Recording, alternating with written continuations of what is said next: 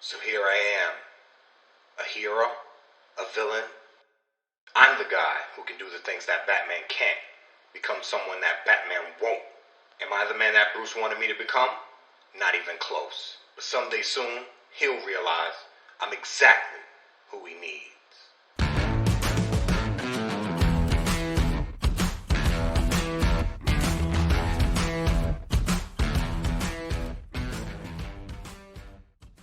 Welcome back and welcome to bonus episode number 6, where we run through Batman Annual Volume 1, number 25, Daedalus and Icarus. The return of Jason Todd. Plays need players, and although Batman's name is on the cover of this one, this story isn't about him.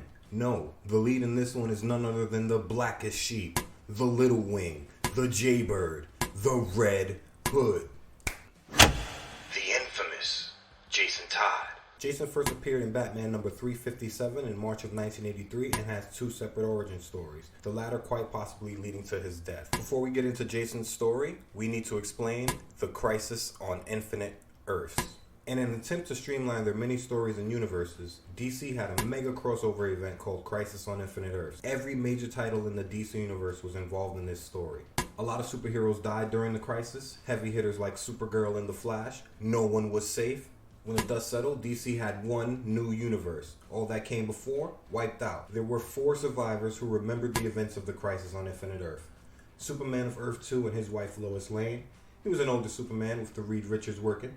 Superboy from Earth Prime, or Superboy Prime as he's known, and Alexander Luthor of Earth 3. Luthor created a pocket paradise where he and the rest could live as survivors of DC's past storied histories and witnesses to its future. When I say pre-crisis or post-crisis, this is what I mean. Back to Jason Todd is 6 feet tall, he's 225 pounds, soaking wet, so he's a burly dude. Pre-crisis Jason Todd has blue eyes, he had red hair that he dyed black upon becoming Robin pre-crisis on Infinite Earth. But post-crisis, Jason has mostly been shown with black hair. Jason's first origin story resembled that of the first Robin, Dick Grayson, whose parents were acrobats killed by a mob boss.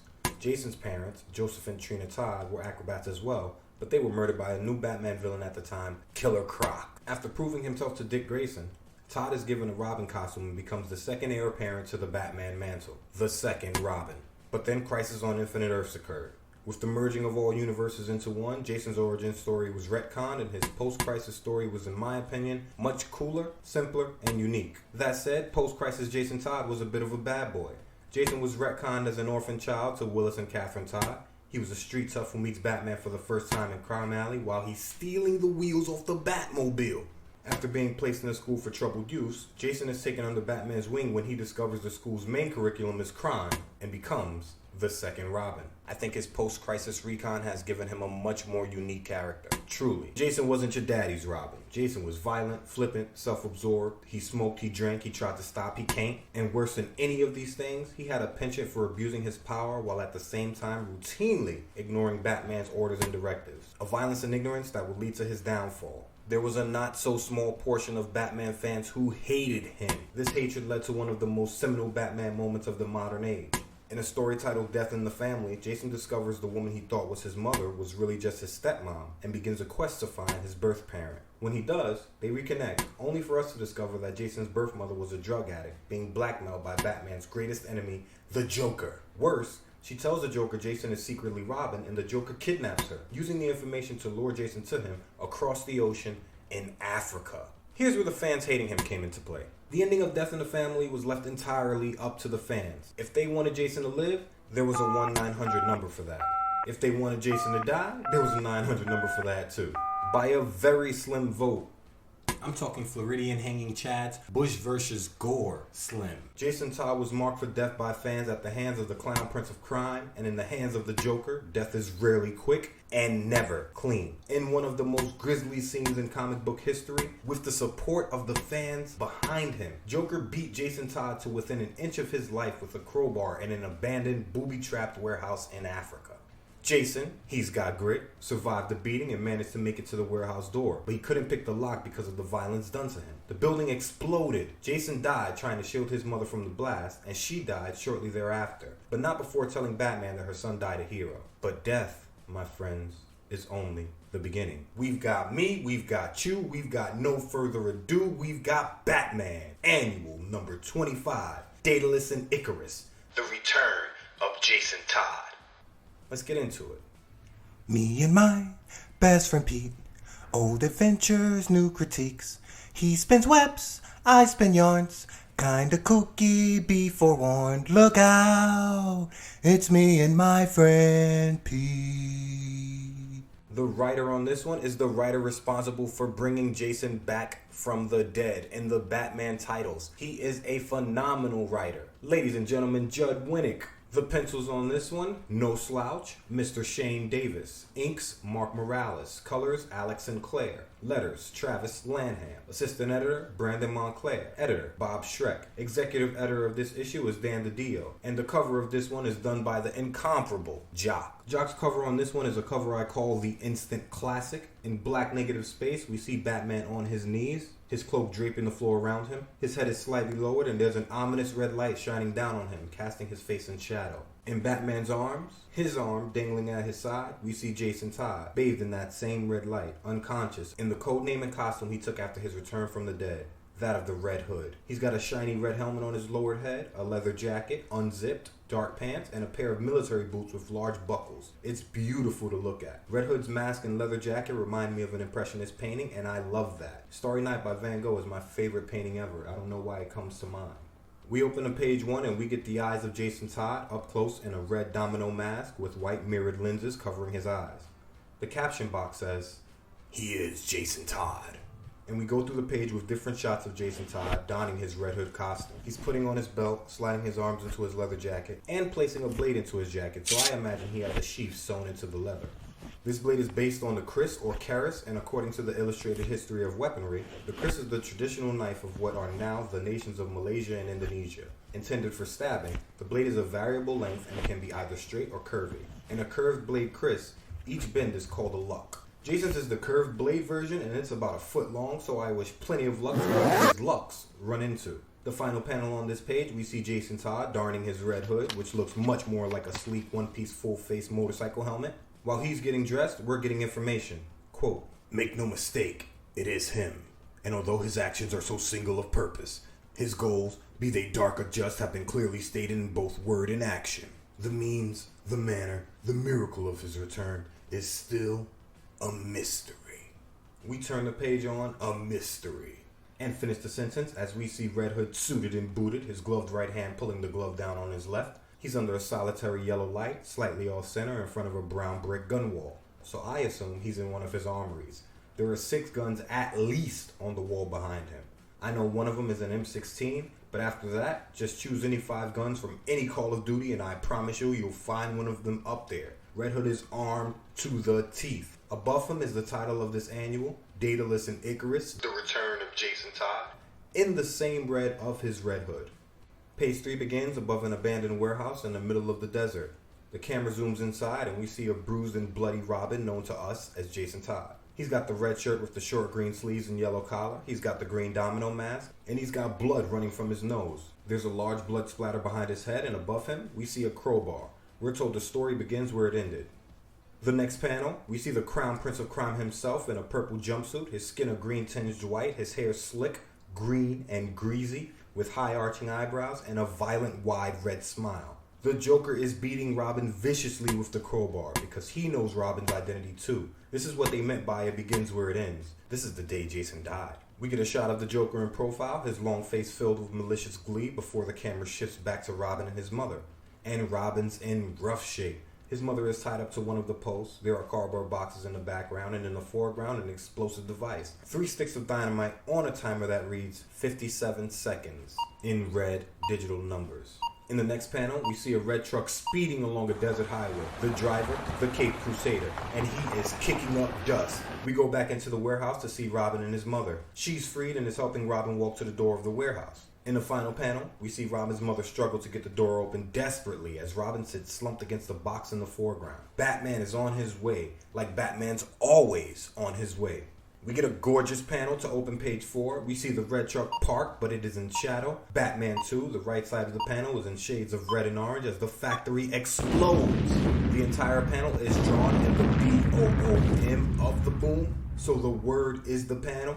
Beautiful creative art. But Batman has failed. Devastating moment. We get a close-up of his pained eyes before he rushes into the debris. I imagine Batman is calling out to Robin as he steps over splintered wood and glass, and in the final panel, he finds the Boy Wonder. We see Batman clutching his cape, pushing a steel beam out of his way, and we see a lifeless right hand and a tattered green glove. I think that's great symbolism. His right-hand man's lifeless right hand. Great visual storytelling. We get our first ad, and it's one of those above the influence, say no to drugs ads. A little creepy, has a tan white kid with long hair transforming into a freckle-faced white kid with green hair. And the caption says, "So if you let other people, piece by piece, make you into what they want, even if it's stupid, what happens to you?" That's a solid question above the influence. Who knows? The caption on the opening panel on page 5 reads, "With death." And we see Robin, his bloody, lifeless face close up in the first panel. We see Batman in the foreground, his head lowered. We don't see tears, but the way his teeth are clenched and his eyes are in shadow, we know he's crying as he stands over Robin's body. The final panel of this page is almost big enough to be a splash page and is a gorgeous take on the iconic image of Batman carrying Robin's body out of the warehouse rubble from Death in the Family. Robin, his right arm dangling, lays dead in the arms of the Dark Knight. We get another ad for Above the Influence on the next page. This time it's a teenage girl with arms that have been stretched so long that they go past her feet and off the page like strings of spaghetti. Very strange. We're on page 6 now, and we've got a beautiful 4-panel, 2-page spread. We're behind a figure shrouded in darkness wearing Superman's cape first, the large golden symbol of hope shining. This shadowy Super X is staring at different images of the planet Earth of varying sizes and angles. The caption boxes in this panel say, "But we have learned that time is more fluid than believed, that the anger and frustration of a powerful boy trapped between his existence and nothingness could change the world that we know." So we know now that this is Superboy Prime after Crisis on Infinite Earths. He is in the quote-unquote paradise that Alexander Luthor created for them. The next panel, we see just how powerful Superboy Prime is as he punches into the images in front of him, shattering them. We see jagged shards scattering, and we have members of the Doom Patrol in the fragments, a close-up of Robot Man's copper face, Negative Man's bandage head and trench coat. Negative Man has on a snazzy pair of triangle black shades. We get a close-up of the green-skinned Beast Boy or Changeling and a skeleton on fire. I don't know who that skeleton is. If anybody knows what member of the Doom Patrol that is, let me know in the comments. The next panel, we see Superboy Prime. In my notes, I wrote Superbly Prime by accident, so Superboy Prime going forward will be Superbly Prime. I like that. The next panel, we see Superbly Prime really going to work. He's smashing these paradise walls and using heat vision. The shards flying around him in this one are all different images of Donna Troy, aka the original Wonder Girl. While Superbly Prime is hammering away at the paradise wall, we're learning through the caption boxes that every time he hits the wall, he is changing history. And in the final panel, we have a close-up of Superbly Prime's face as he hammers away at the paradise wall, and he is letting his heat vision go. I love how the heat vision is drawn. The red lines aren't directly connected to his eyeballs, but a little out in front, like his eyes heat up the air in front of him. That's beautiful. Mr. Davis is working right now. In this panel, the Paradise Shards are different images of Hawkman. All of these heroes we're seeing, from the Doom Patrol to Hawkman, have some of the most convoluted histories in the DC universe. This is what Crisis on Infinite Earths was trying to correct. And Superbly Prime is too. The dialogue box in this panel reads, "Superbly Prime is trying to set history right." So here's what happens after the end of Crisis on Infinite Earths, the abridged version. The universe moved forward but became a darker place. Batman stories became much darker and grimmer, both in canon and out, with Jason Todd's death in A Death in the Family being a perfect example. Later on, through a storyline called Identity Crisis, we learned the heroes took to questionable methods to stop villains, such as mind-wiping their opponents. 2 of these mind wipes, Dr. Light and the Top, Teen Titan and Flash villains respectively, proved to have major ramifications for those heroes when they regained their memories. And there were major ramifications for the entire DC universe when Batman found out the Justice League violated his trust and wiped his mind as well.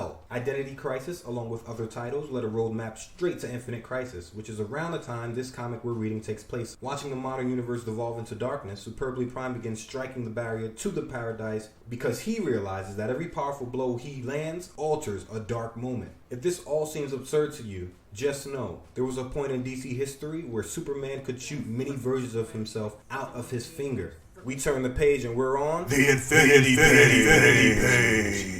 Page 8. This Infinity page is actually the page that would have been printed if Jason Todd lived in the original Death in the Family storyline. We see Jason Todd Robin, no domino mask, his eyes puffy, swollen and shut, his lifeless body still being cradled in Batman's hands. But this time, Batman is looking up to the heavens smiling, screaming, "He's alive! Thank God!" The dialogue box tells us Jason wasn't supposed to die as Batman loads him up into the back of his red pickup and drives off with him, leaving the warehouse behind. There's an ad for the movie The Hills Have Eyes on the next page. A young woman, white with her head pressed against the bottom of the page, while a cut-off gloved hand with filthy fingers pushes her face down.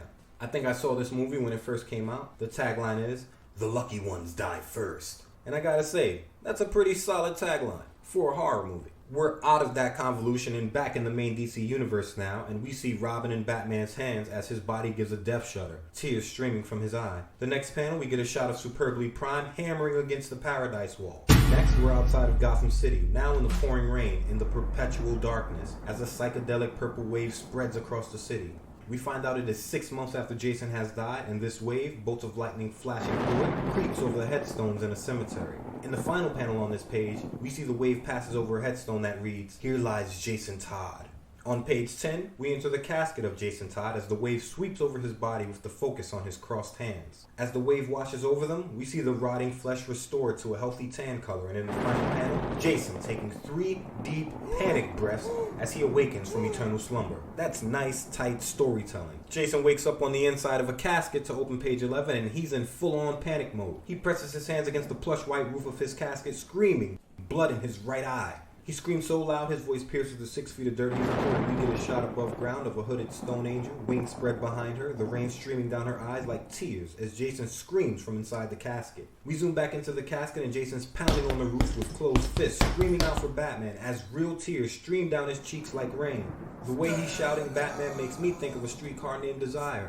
We get an ad for the US Open of Snowboarding 2006 on the following page. Fun fact, this Open was the first of many professional awards and titles for one of the all-time extreme sport GOATs, Mr. Shaun White. The caption boxes on page 12 tell us Jason wasn't buried in his costume, that he held no keepsakes, no batarangs, no tools, nothing that would tie him to the Dark Knight because Batman doesn't do sentimentality this way. Jason had to fall back on instinct and training and push to survive. And we see Jason doing exactly that in the first panel. He's still pushing against the casket before changing tactics and searching in his pockets. Finding nothing there, he tells himself to calm down, and we get a close-up of his eyes, one bloodied, both focused. He pulls off his belt, tears the buckle from the leather, and uses it as a digging tool, shoving it into the roof of the casket and telling himself, dig your way out. He gets to work.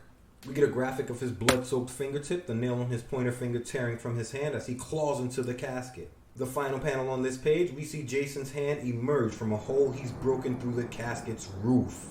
We're back with the crying angel above ground now on page 13 as the storm continues to rage as Jason's right hand bursts forth from the grave. And in the final panel, we see Jason Todd from the waist up, his fingertips bloody, pressing against the muddy ground, his lower half still below the dirt, rain beating against his jet black hair and suit jacket as lightning crackles behind him in the distance. Jason Todd lives. Free of his own grave, Jason's not out of the woods yet. He starts walking. He's lucky, but if you play with skills, good luck will happen. 12.5 miles from his hole in the ground, he walks into a couple lost in the storm and meanders in front of their car. This young black man is named Derek Brantley. We don't get the girlfriend's name. Jason collapses in front of their car. Derek kneels beside him wearing a blue dad cap. Looks like the Cleveland Cavs turned backwards, a brown jacket over a Green Lantern shirt and SJBs. His girlfriend's wearing an orange short sleeve shirt and SJBs as she calls the authorities, screaming as tears stream down her cheeks. We see Jason, his eyes rolling back in his head, and we learn that if he was found 10 minutes later, he'd be dead. But I can't believe that. I think Jason, having just cheated death, would have kept his heart beating and feet moving until he was discovered. The kid's got moxie. In the final panel on the page, we get a close-up of Jason's blood-stained mouth as he utters, Bruce. Page 15 opens to Jason in a hospital room, both eyes gauzed and covered, a turquoise hospital gown on, a breathing tube covering his mouth, and his skull is bandaged when we hear someone talking off panel. He says Jason's in a coma and was found on foot. We zoom out and see 2 detectives at the foot of Jason's bed. Joe and Tomas called on scene from New York for their analytical skills. In here, Joe is a young white guy with copper red hair, a gray trench coat, white button-up, red tie, and black pants. Tomas is wearing a blue tie, a brown trench coat with a white button-up, SJBs, and he has a large red cup of coffee in his hand. You know Tomas is a coffee addict. And both men are talking about Jason's condition. Joe says, he had a fractured skull. It caused a brain bleed or some damn thing. They're not even sure if he's brain dead or not. And Tomas asks Joe, well, they said something about flash burns too. What's up with that? And Joe says the kid was in some kind of explosion. We get a close-up in the final panel of Tomas, and he's asking, and then what? They dressed him in a suit and buried him someplace? So Jason still has every injury the Joker inflicted on him, and he still crawled out of that casket. Grit, moxie. Jason Todd. Page 16 opens to a horizontal close-up of Jason, and we can see the left side of his bandaged head. There's a large pool of blood here and an IV inserted into the carotid artery of his neck. As Joe says, yeah, he was. And he dug himself out. Joe, amazing detective that he is, wanted to run the wood slivers, but couldn't because Jason had to be rushed into surgery. The two men go back and forth about the extent of Jason's injuries, and Joe says, blown up, then buried. Before saying that reminds him of the story of Rasputin, to which Tomas replies, it's much closer to the story of Lazarus. Both of these stories are about death. Rasputin was poisoned with cyanide through tea cakes and wine, and when the poison didn't work, he was shot in the chest. When that didn't work, he was shot again in the forehead. His body was wrapped and he was dumped in a Russian river.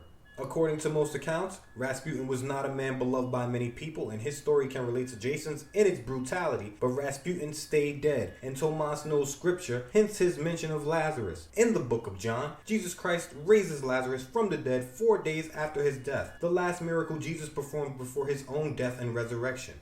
Back to Tomas says the kid kept asking for a guy named Bruce. In the final panel, we have another close-up on the battered Jason, as Joe says the kid said this Bruce was his father. We open page 17 outside of the missing persons office of the Gotham City Police Department. The camera shifts into the room and we see Jason's fingerprint on the screen as Joe, in his reading glasses, searches for a match on the print. But they don't know that if you run with the Batman, your prints don't show up anywhere on Earth, so their search draws up blank. The GCPD, on Tomas's orders I'm sure, search in a 10-mile radius for any type of hole Jason could have clawed his way out of. But if you remember, Jason walked 12.5 miles before he was found, well outside of the search radius. Grit! We get a panel of a red-haired groundskeeper in SJB-colored overalls and purple button-up. He's scratching his head in front of the Crying Angel headstone, Jason's headstone, before we see a shovel repacking the dirt. In the final panel, the groundskeeper is saying it may be grave robbers, while the man I assume runs the graveyard, white guy, Carl Winslow hair, shade brown, says he doesn't know what happened and he doesn't want to know. What he does know is that was Bruce Wayne's kid, and nobody wants a grave robber problem with the king of Gotham City. We get an ad for a statue replicating the comic cover Batman and Robin, the Boy Wonder. It's a beautiful statue designed by John G. Matthews. Page 18 opens 1 year later and we're outside of the Huntington Convalescent Home, a tan building with a red shingle roof. It is the middle of the night, and as it often does in Gotham, it's pissing rain. We move inside the asylum and see a young man laying in bed in a padded room. He's wearing a green shirt and he's been labeled Patient John Doe, number 265, chronic vegetative state. Brain activity is of limited capacity. Completely unresponsive to any and all stimuli. Severe brain damage is likely, but specifics are unknown. This is, of course, Jason, and we get a close-up of his face. The left side of his skull has a large stitched scar, and he's in a deep sleep before his eyes shoot open.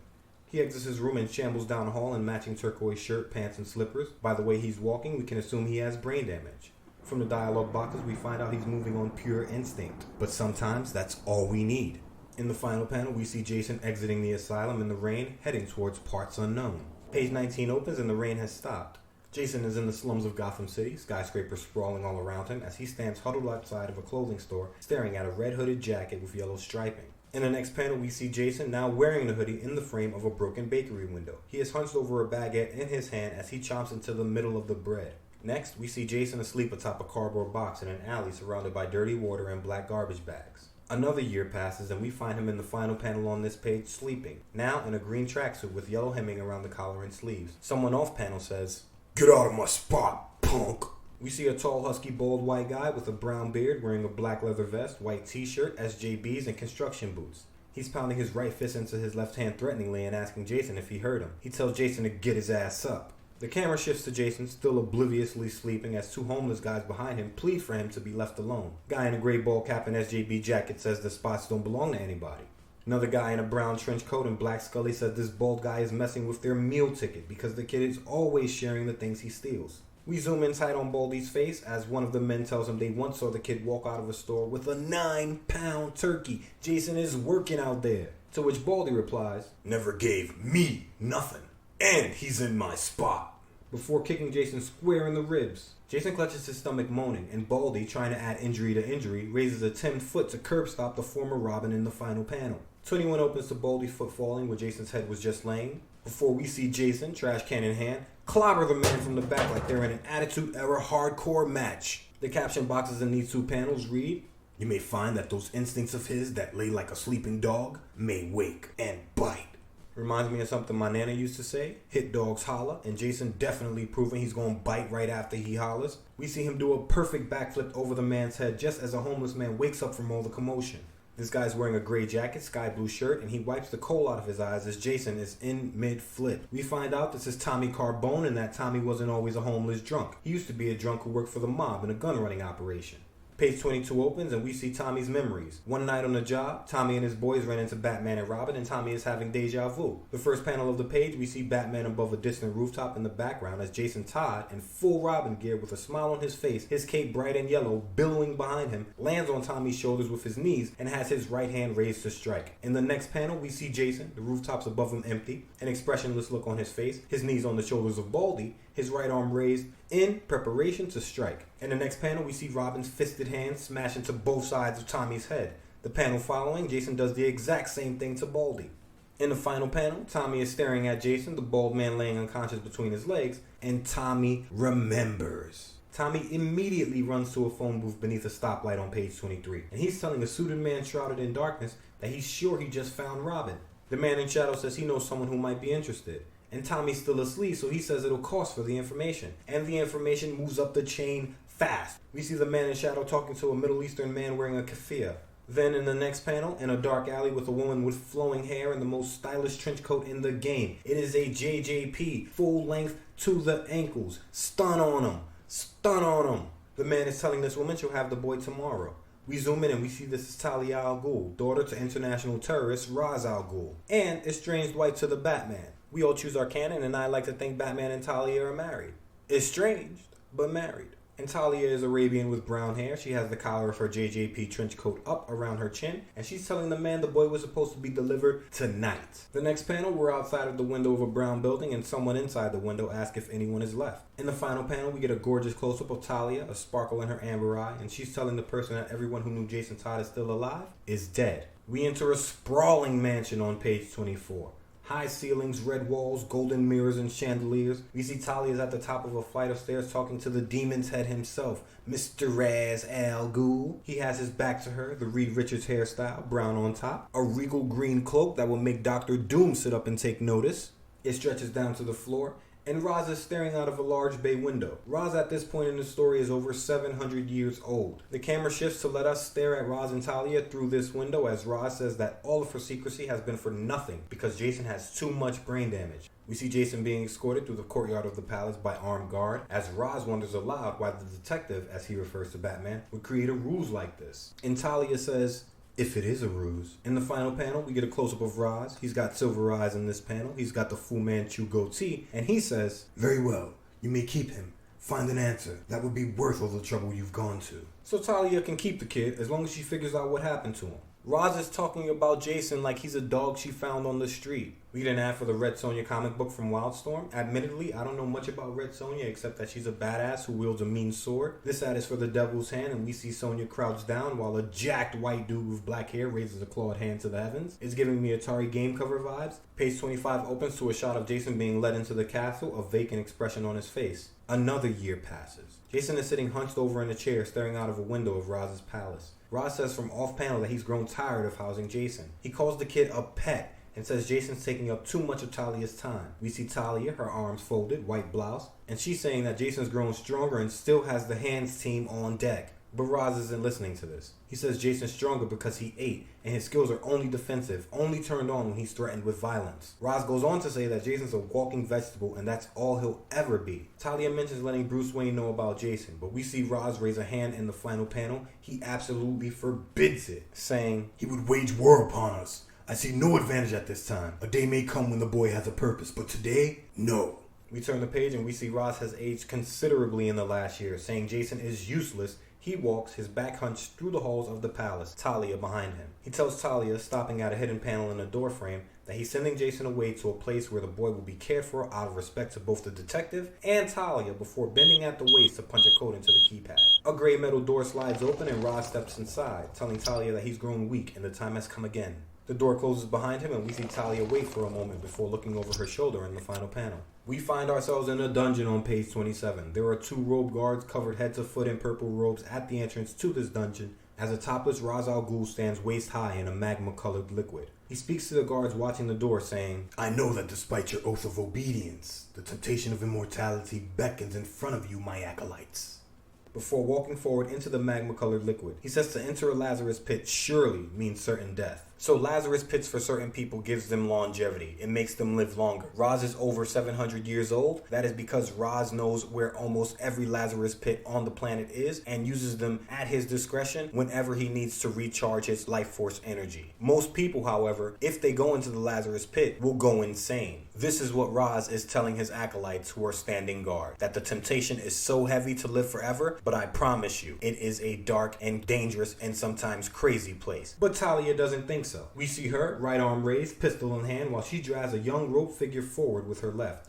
She says, perhaps death, perhaps more, before pushing the figure into the Lazarus pit. We get an After Infinite Crisis aftermath on the next page. This was a group of titles that were set to launch after Infinity Crisis, the event that brought Jason Todd back to life, wrapped up. We have Blue Beetle, Checkmate, Ion, my favorite Green Lantern, Kyle Rayner in a godlike Green Lantern role, Shadow Pack, a super team that deals with magic, the Spectre, DC Spirit of Vengeance for God, scary stuff, and the Secret Six led by Catman. This story in particular, written by Gail Simone, is one of the greatest comic reads I've ever had the pleasure to run through and own. Gotta love Catman, gotta love Gail Simone. Shout out to the Fairly Odd Parents who put Catman on screen. Page 28 opens and we see it was Jason Talia pushed into the Lazarus pit. He struggles on instinct at first before sinking into the pool of orange liquid.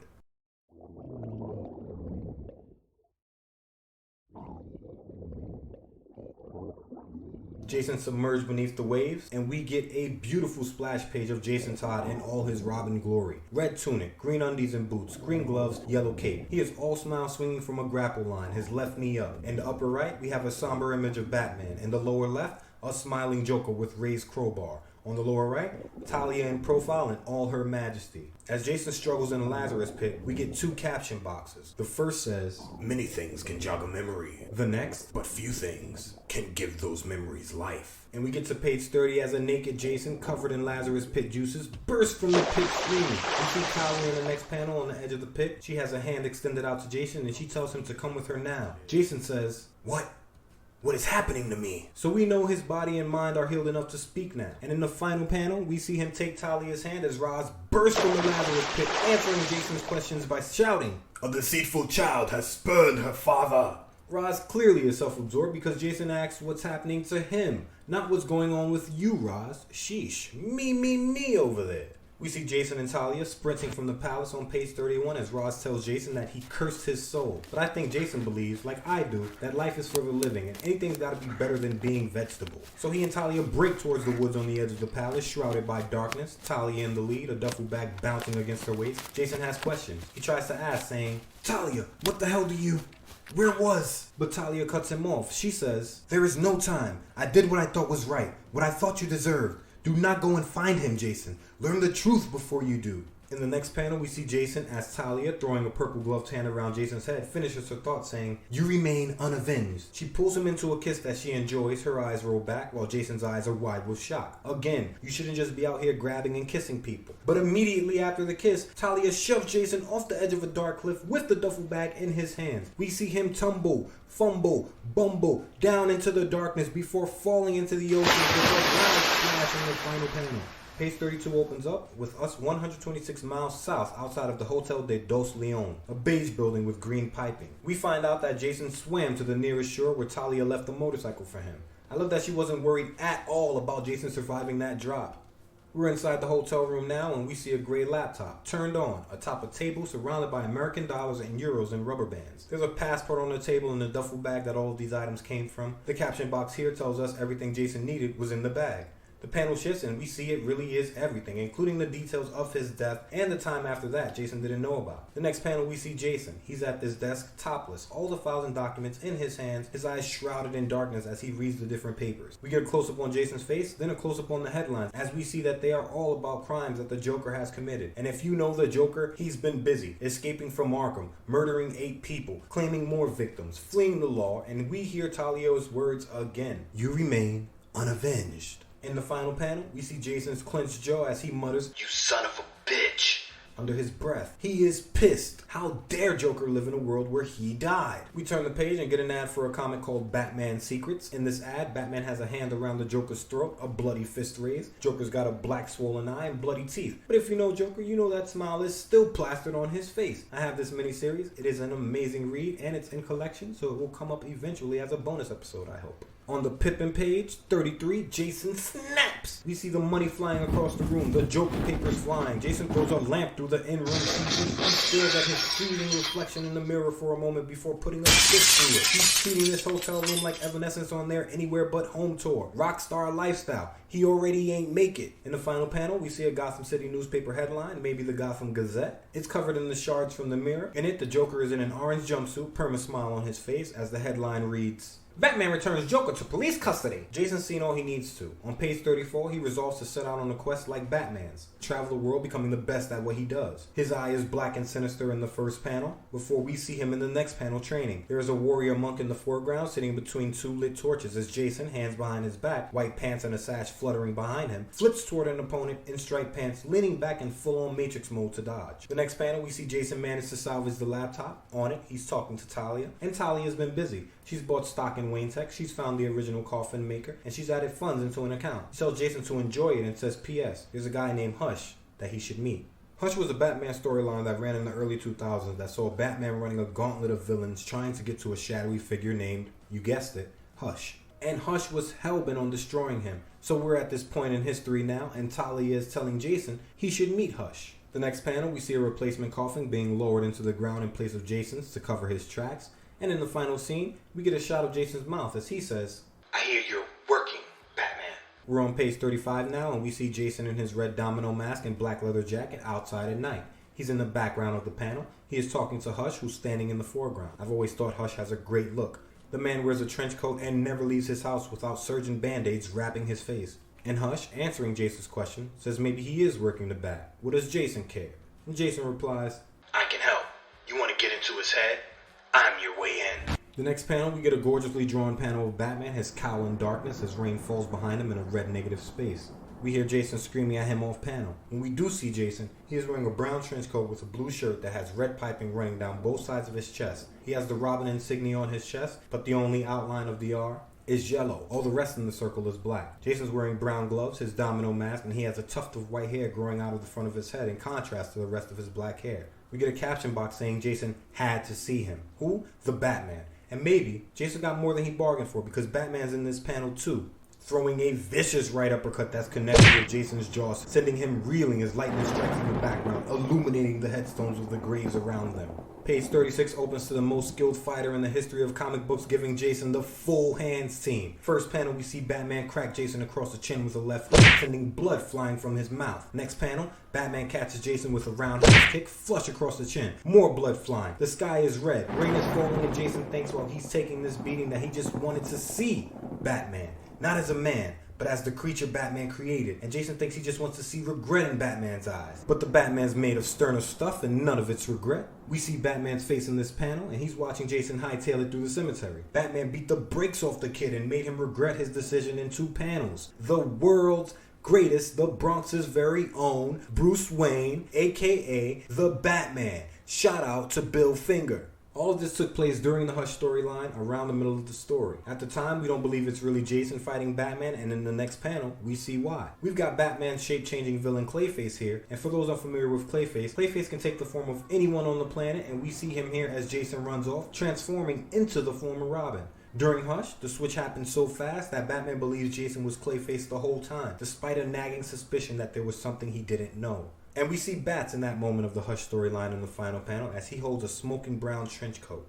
So Jason's escaped onto page 37 and we see him, rain pouring around him, his fist clenched near his face, and he is screaming in rage. Next panel, we see Jason pulling the chain rope to a metal gate, the rain still pouring behind him, and in the final panel, we see Jason enter his safe house. He throws his trench coat onto a chair in front of a high-tech computer monitor. We see he has an armory of weapons towards the back of the room as he walks deeper into his base. We get an ad here this time for Justice statues. Justice was a 12-issue maxi series that was a great story with art by the living legend Alex Ross. I have all of those issues. That thing was a beauty to read. Hopefully it comes up.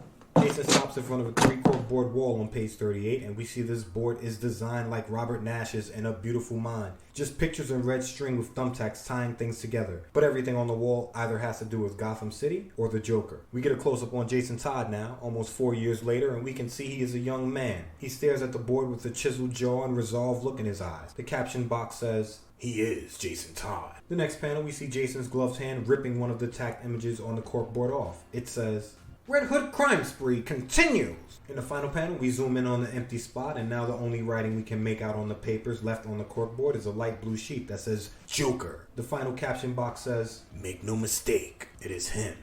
And we're out.